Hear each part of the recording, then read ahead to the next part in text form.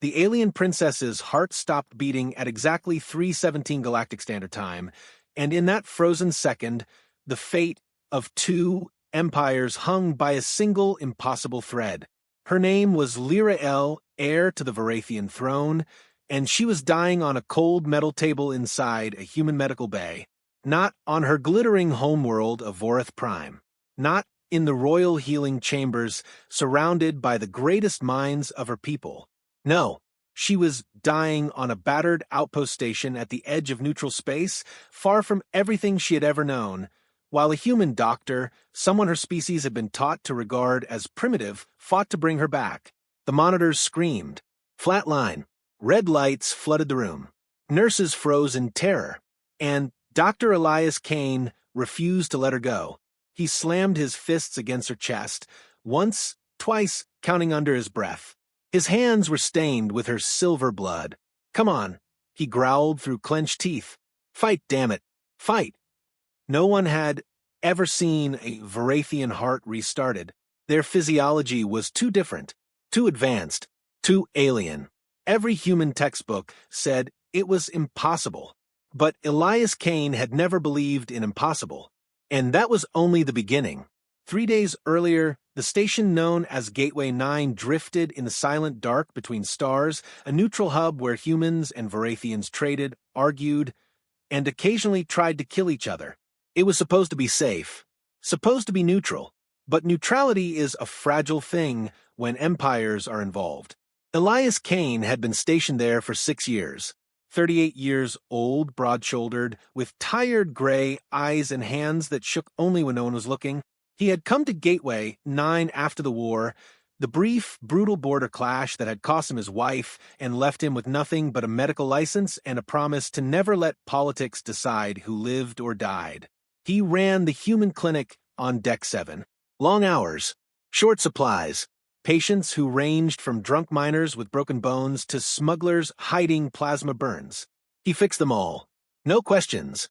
No judgment. That night, the alarms went off just after midnight. Security channels exploded with panic. Unscheduled Varathian shuttle docking at Bay 12. Armed escort. They're demanding immediate medical access. Elias was already pulling on his coat when the call came directly to him. Dr. Kane, the station commander, barked over comms. "You're needed in Bay 12. Now. And Kane, whatever you do, don't screw this up. This isn't just any patient." He arrived to find 20 Varathian royal guards in full ceremonial armor, black crystalline plates that absorbed light, forming a perfect circle around a hovering stretcher. Their plasma rifles were lowered, but their fingers rested near triggers. At the center of the circle lay a female Varathian, unconscious, her skin pale silver, long white hair spilling like liquid moonlight. Her breathing was shallow, too shallow, and Elias knew instantly who she was. Princess Lyra El, only child of Emperor Voron III, the most protected being in the Varathian Empire.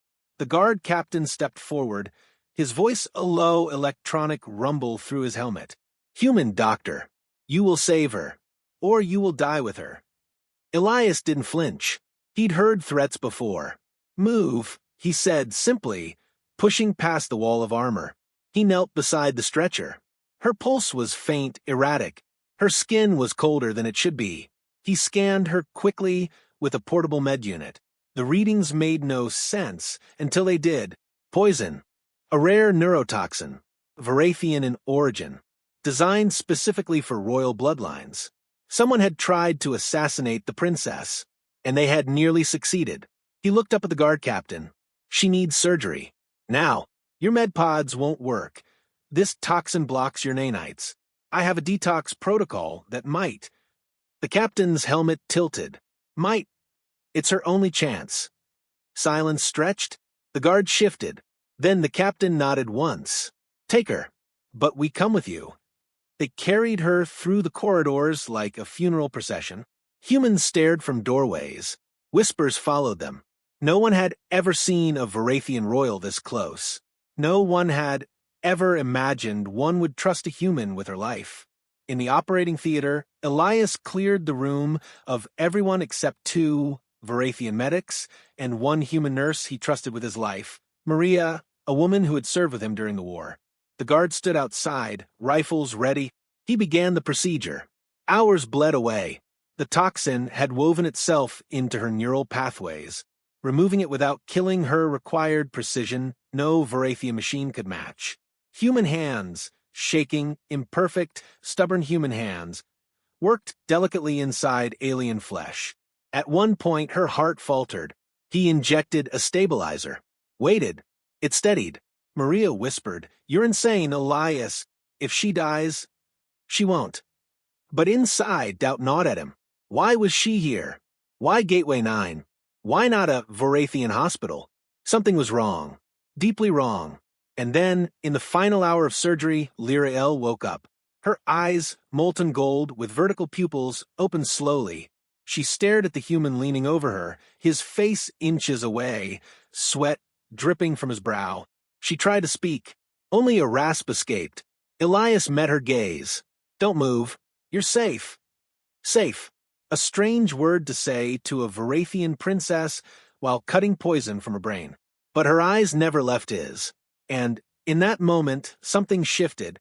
Something neither species was prepared for. The surgery succeeded. Barely. She lived, but recovery would be long. And dangerous.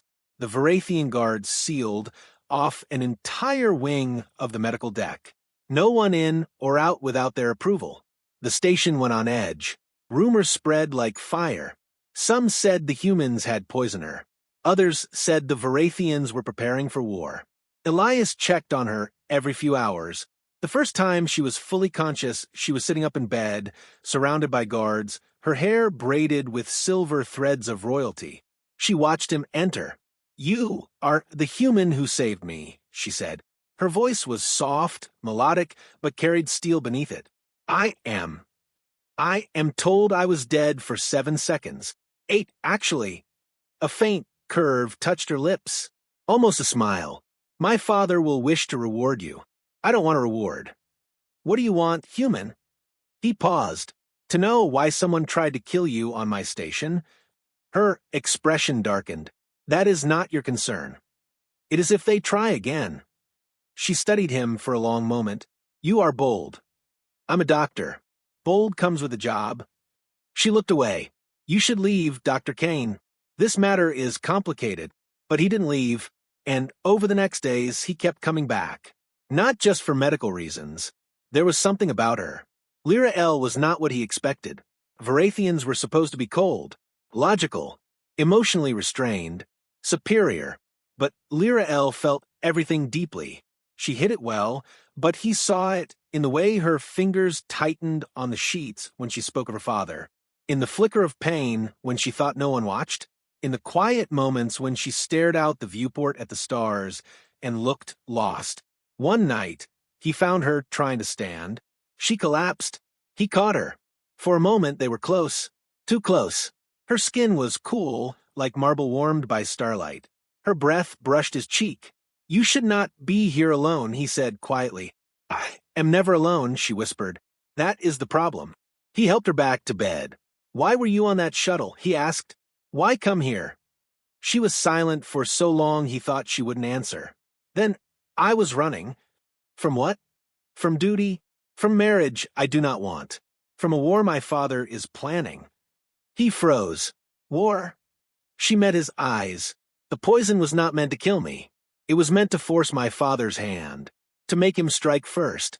There are those in my court who want conflict with humanity. They believe if I die at human hands, or appear to, they can justify invasion." Elias felt the blood drain from his face. "You're saying someone wanted you to die here to start a war?" "Yes." "And you came here anyway?" "I thought if I disappeared in neutral space, the plot would fail. I did not expect to be followed." He sat down heavily. "Jesus." She watched him. "You saved my life, Dr. Kane. And in doing so, you may have delayed a war. Or started one." She reached out suddenly, her hand touching his. Warmth passed between them, alien skin against human. "I am sorry." He didn't pull away. "Don't be." That was when the second attempt came. Alarms blared in the middle of the night. Explosives detected in the medical wing. The guards reacted instantly, forming a shield around Lyrael's room. But the bomb was already inside, hidden in a medical supply crate delivered hours earlier. Elias was there when it went off. The blast threw him across the room. Shrapnel tore into his side. He crawled through smoke and fire toward her bed. She was trapped. Part of the ceiling had collapsed, pinning her legs. The guards were fighting intruders in the corridor. Plasma fire flashed. He reached her. "Hold on," he gasped, blood soaking his shirt. He lifted the debris with everything he had. She cried out in pain. Then she was free. He pulled her into his arms and ran. They fled through maintenance tunnels he knew better than anyone. Behind them, the wing burned. They ended up in an abandoned observation lounge on the outer ring overlooking the stars. She was shaking. He wrapped a thermal blanket around her. "You're bleeding," she said. "So are you." They patched each other up in silence. Then she spoke. "They will not stop." "Who?" "The Shadow Circle, a faction within my father's council. They believe humanity is a threat that must be eliminated before we join the Galactic Concord. They fear your unpredictability, your emotions." He laughed bitterly. "Yeah, emotions. Terrible things." She looked at him. "Not all emotions." Their eyes met, and this time neither looked away. But that moment of quiet didn't last. The station went into lockdown. Varathian warships dropped out of hyperspace. Human defense fleets followed minutes later. Both sides demanding answers. Both sides ready to fire. The station commander summoned Elias. "They want the princess returned immediately, and they want you detained for interference." Elias stood in the command center, bloodied, exhausted. "She's not safe with them. Not yet." "You don't get to decide that, Doctor." But Lyrael did. She appeared on the main screen, broadcast from the observation lounge, flanked by only 2 loyal guards who had survived. "I am Princess Lyrael of House Vorath," she declared, voice steady. "And I claim sanctuary under Neutral Station Accord. Dr. Elias Kane saved my life twice. I will not leave without him." The commander stared. The Varathian admiral on the other end of the transmission went silent. Then a new signal came through. A face appeared, ancient, regal, crowned with crystalline horns. Emperor Vorin himself. His voice was thunder wrapped in velvet. "Daughter, you will return. Now." "No, father." The entire bridge held its breath. "I have been poisoned by members of your own council. I have proof, and I will not return until those traitors are brought to justice." The Emperor's eyes narrowed. "And the human?" She looked straight into the camera, straight at Elias. "He comes with me, or I do not come at all." The Emperor studied her for a long, terrible moment. Then he spoke a single word. "Agreed." But nothing is ever that simple. The Shadow Circle had agents everywhere, even on the Emperor's flagship. The journey back to Vorath Prime was supposed to be safe. It wasn't. Halfway through the hyperspace jump, the royal transport was boarded. Stealth ships, black armor, no insignia. They came for Lyrael. And this time, they came to finish the job. Elias fought beside her guards. He had never held a plasma rifle before. He learned quickly. They held the corridor outside her quarters. Bodies piled up, silver blood and red. He took a blast to the shoulder, kept firing. Then the leader stepped forward, a high lord of the Shadow Circle, face hidden behind a mask. "You should have let her die, human." Elias raised his weapon. "She's not dying today." They clashed. The lord was faster, stronger. But Elias was desperate. He tackled the lord, drove him into a bulkhead. The mask cracked. The face beneath, Elias recognized him. Lord Calvin, one of the Emperor's closest advisors. The traitor. Calvin laughed. "You think this ends with me? The circle is larger than one man." Lyrael stepped forward, weapon raised. "It ends now." She fired. The lord fell. Silence. Then the guards secured the ship. They arrived at Vorath Prime victorious. But victory tasted like ash. The trials began. Lord Calvin's confession, extracted under truth serum, exposed dozens of conspirators. The Emperor purged his council. Heads rolled, literally.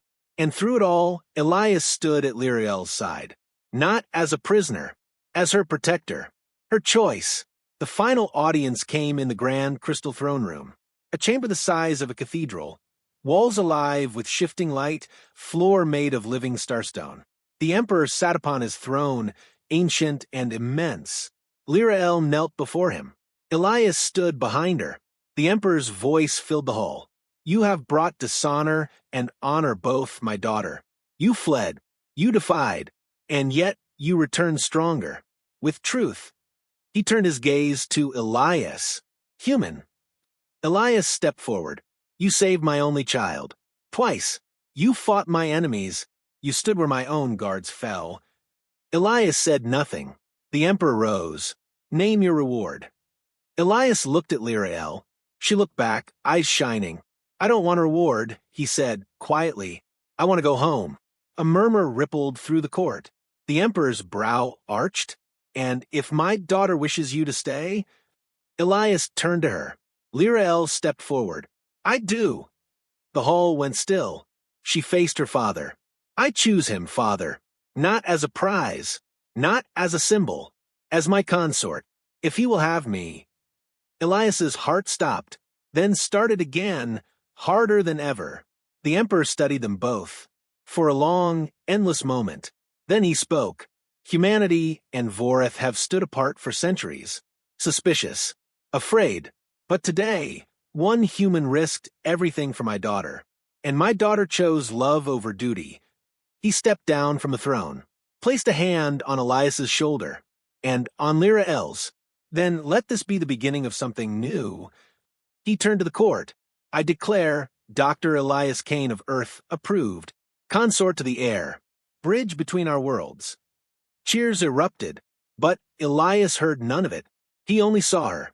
Lyriel smiled, truly smiled, for the first time since he'd met her.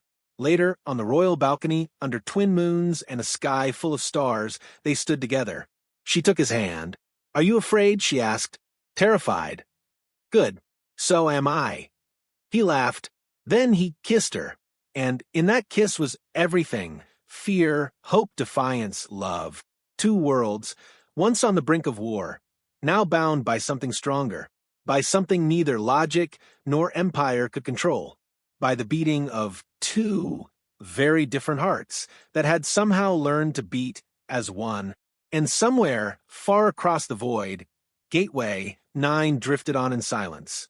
A small station, a forgotten place, where a human doctor once refused to let an alien princess die and change the galaxy forever. But that was not the end. That was only the beginning.